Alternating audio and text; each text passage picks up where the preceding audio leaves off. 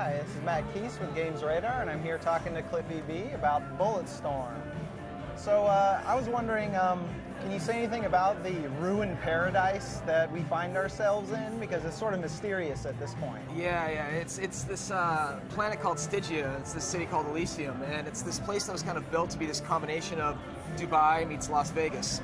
And ultimately what happened, well, I don't really want to spoil it, but some bad stuff went down, and a lot of the people who were the rich ones got the hell out of Dodge. A lot were left behind. Anarchy kind of hit, and you wind up with a lot of gangs, a lot of mutants, a lot of mutant kind of local indigenous life forms, and it's not exactly the most pleasant place to be now. So it's kind of ironic that it was this place that people go for pleasure that's turned into an absolute and total hellhole.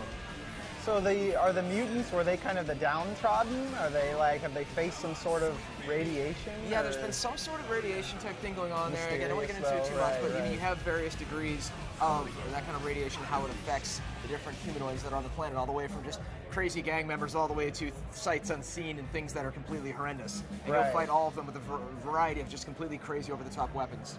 Now, there are different factions. Do they fight against each other as also along with you? There are multiple factions, and you may see some combat between them that you can then interrupt in a most interesting and creative way in order to kind of get the most points possible.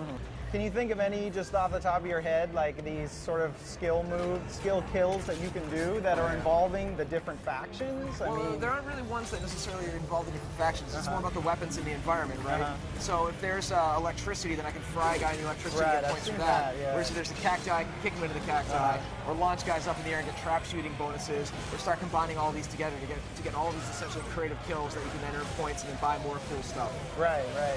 And we've seen a bunch of the cool weapons that come with it, like the 4-barreled shotgun and the is it called the bouncer gun? Yeah, bouncer shoots a giant cannonball that you can do the charge shot, and then it just sits there and pounds on the ground over and over again. Right. Kick guys into that, you can pull it around with your energy. It's kind of like a soccer ball, right? Yeah, it's kind of like a death ball, actually. So what's it like working in the first person as opposed to a lot of third person that you've been focused on recently with Gears? You know, like, do you feel like you've kind of taken a slightly different approach to, you know? Well, I mean, it's one of those things that Epic's pedigree is one of first-person shooters. We made Unreal Tournament back in the day when we were, young and just crazy and doing what we were doing. Right. People Can Fly, of course, did Painkiller, which was a first-person shooter.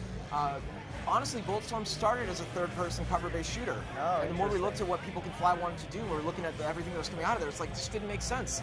And it makes more sense now to do a first-person shooter with this kind of tone. If you look at the current marketplace, where it's all these serious war shooters with red dot sights everywhere, we're like, you know what? Let's make a game that's fun and beautiful and over the top with some crazy writing, and I think gamers are going to eat it up. So, and speaking of that, we were kind of wondering if, because with the whole kind of point system, it kind of has this feel of like bringing back the old school high score chasing kind of, attitude of. Can you have any thoughts of how you developed that? I mean, we iterated a lot with People Can Fly. I mean, using the Unreal Engine allowed them to rapidly prototype and come up with a lot of cool ideas.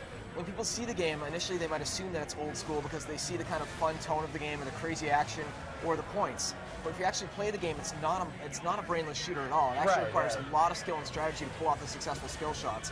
So in the co-op mode we're showing off today, which is called Anarchy mode, 4 players can team up online, and they have to kind of get to a certain score by doing all these cool skill shots together. So you kick a guy in the air, I kick him, we get a brotherhood, we get extra points, and that's kind of the key to succeeding in the online multiplayer. Okay, and can you tell me a little bit more about the co-op? Like, for instance, I mean, is it its own campaign, or are they specific maps, or how does it work? Yeah, the Anarchy mode has its own maps, and what you do is you go online, you team up with a few players, and you take out your various enemies in various arenas, kicking them into, electromagnetic storms that are swirling in the middle of the map, or kicking them into cacti, or pulling them towards you and thumping them up in the air, and then everybody's shooting them kind of like clay pigeons, right? And what happens is occasionally one enemy will show up, or multiple enemies with these big god beams on them saying, if you do this kind of skill shot, you'll get tons of points. And that's really the key to succeeding in that mode, is really cooperating with your buddies. Yeah, if a buddy is not cooperating, man, you're going to want to kick him in the face. Right.